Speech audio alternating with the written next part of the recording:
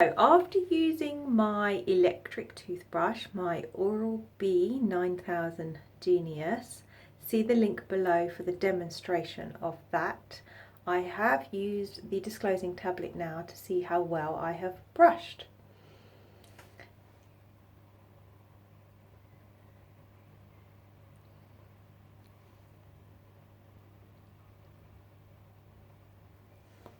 It actually looks a little bit worse than it did when I brushed my manual toothbrush. That could just be a coincidence, so we may need to repeat this a few times.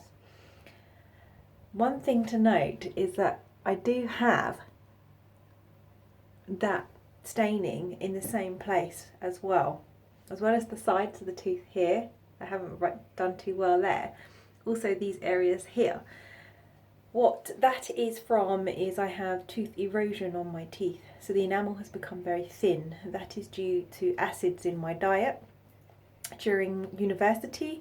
To get through university and some medical issues, I was drinking a lot of Red Bull and Monster, which is your energy drinks.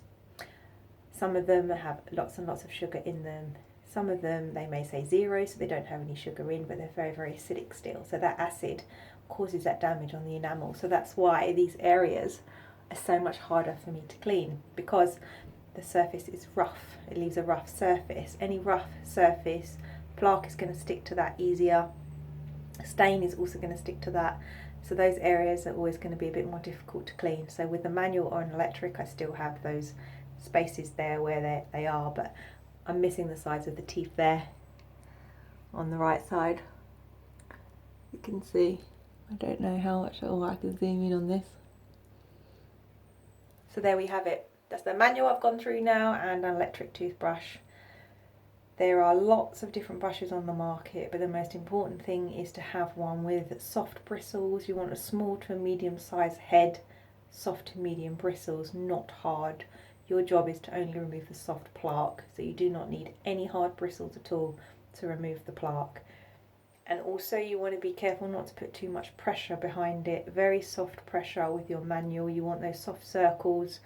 If you haven't already seen the demonstration with the manual, I'll pop that link below as well so you can see that, and also the electric demonstration brush. I'll also put that link below for you. Lots of different techniques out there, lots of different brushes.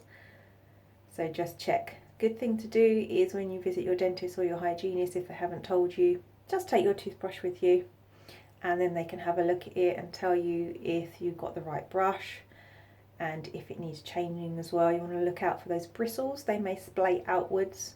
Once that happens, they are no longer doing the job that they need to do, so you may need to replace it. The toothbrush or the head of your brush should be replaced every 3 months. If the bristles are splaying out before those 3 months, it might be because you are being too hard with your toothbrush, and then you can strip away the teeth and the gums and end up with toothbrush abrasion and gum recession.